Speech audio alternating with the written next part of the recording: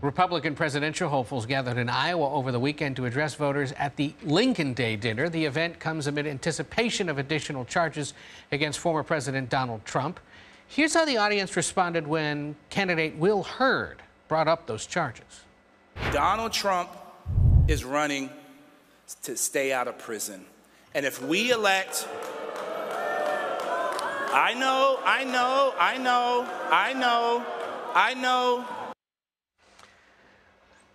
As the congressman said, I'm going to speak truth to you, whether you like to hear it or not. And clearly they did not want to hear it. CBS News political director Fin Gómez was there. Full disclosure, I was there with him, but he joins us now. But we're asking for your thoughts on this, buddy.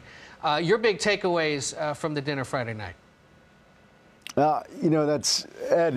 As you know, I think as we saw from the crowd reaction, it's still very much Donald Trump's Republican Party. He had likely the largest reaction by the Iowa GOP faithful, though Ron DeSantis, as you know, Ed, who has been essentially stagnating in recent polls, also received an enthusiastic response from the crowd, as did Tim Scott and Vivek Ramaswamy.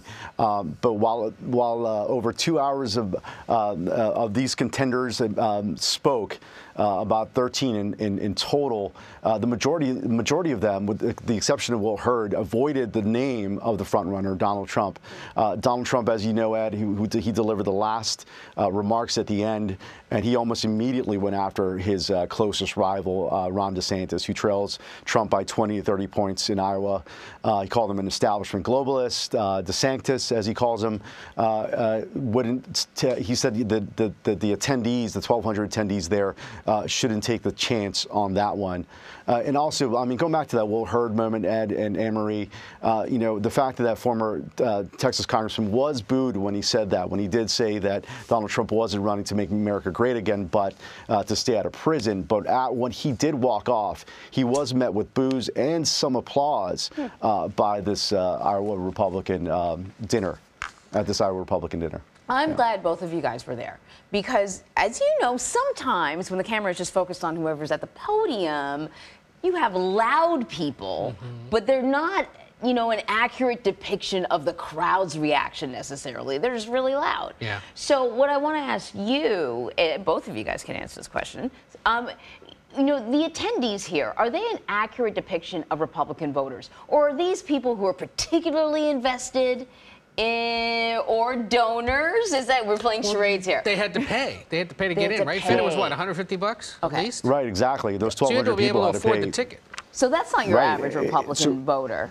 So it's a higher concentration of Republican Party leadership in that state than it is your average caucus goer in Iowa. These aren't your typical small dollar donors that you both alluded to, who support Trump mainly, but it's that concentration of key party leaders, including the county chairs from the 99 Iowa counties. But Ed and I did speak to the locals there, and you did note that it was chairmans or former chairmans and even though, again, maybe perhaps a more powerful group, but definitely not representative of your average Iowa caucus goer. What do you think, Ed? I will say this. It was the best organized political event I'd been to in years. The state party chairman essentially read them all the riot act and said, you have 10 minutes.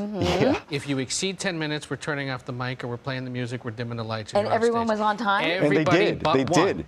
Except former Arkansas Governor Asa Hutchinson. Asa Hutchinson, right. And I've never seen this, but the former president read from a script the entire time, knowing that he had to nail that 10 minutes. He did it in 9. Wow. I spoke to a senior Trump official after the remarks, and he told us that Trump was very cognizant of that time, and he did not want to get called off the stage like Asa Hutchinson did, so he wanted to hit that 10-minute. And I think that it was unfortunate for Asa Hutchinson, frankly, because it was a little embarrassing to basically get the hook while he's finishing his his emphatic declaration of what he was saying, of his message to the Iowa caucus goers. There is a new poll out this morning from our friends at the New York Times, Finn. We should caution viewers, however, it is a national poll of Republicans versus an early state poll. Why is a national poll something to caution us Because we don't hold primaries at the national level among Republicans. So in essence, this is a name ID or beauty contest marker, not necessarily something that gives us a sense of where things are going. However, it does reflect what we're seeing in Iowa and New Hampshire, which is overwhelming double-digit leads for the former president over his rivals, right?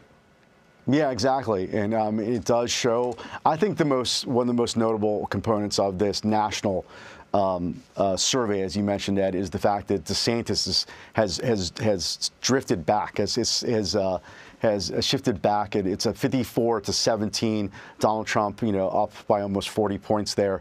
That is a significant. I mean, he has, as you know, you interviewed Ron DeSantis, Ed, but he has stumbled in recent weeks and recent months. He has not. He's instead of going in the opposite direction, at least according to this poll, he seems to be sliding back. So if. But again, I did think that at the Iowa GOP dinner, though, he did have a very enthusiastic response from that crowd. He did. He did. He did. The other thing that's tricky about that poll, again, it's a national survey done by our friends at the New York Times, is that it has every other contender at about 3%. Right. Which is not the reality in places like Iowa right now. Tim Scott is hitting either like 8% or almost 10% in some of these surveys. Ditto down in South Carolina, where Nikki Haley and him are both factors with DeSantis and Trump in the mix. So it shows you that at the national level, there may not be as many people who know who Tim Scott is. But my goodness, if you turn on the television in Iowa right now, you're seeing millions of dollars in TV ads in these small TV markets. Now they're showing up to see him. This is why those early states have so much influence, because they get to know these guys, and then their decisions signal what can happen over the course of the rest of the primary across the country. So listen, before I let you go, we got to talk about something that didn't happen at the dinner. CBS News has learned that a pact is supporting Trump, a pro-Trump pact, has paid over $40 million in legal fees for the former president and his aides. I presume that all those people donating money we're told that the money could go towards campaign endeavors or perhaps legal fees. But what can you tell us about this?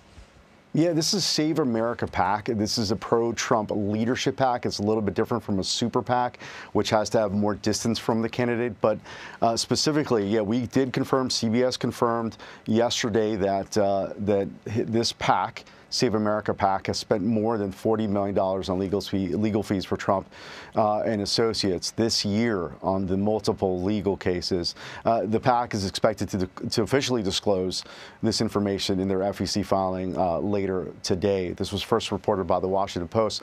But it does show that, then again, this is a PAC that is mainly made up of small dollar donors. But if you talk to, Ed and I were speaking to Iowa supporters of Trump, and if anything, the legal investigations and the looming indictments, perhaps, if anything, it emboldens and strengthens his support in early states like Iowa. But I do think it's notable that Nikki Haley on Face the Nation basically said that if Trump is the nominee, he will be just immersed in legal investigations in the general election. I think that's notable, and it's something we could be hearing more of an amplification of that message with other Republican rivals in this 2024 primary race. It's $40 million now. The case about the documents hasn't even really gone to trial yet. There's two more looming possibility of looming indictments. I mean, how large will this bill balloon to? This is why you heard DeSantis and Haley and others suggesting now that he's basically overseeing a legal defense fund, and that's what this is about. So,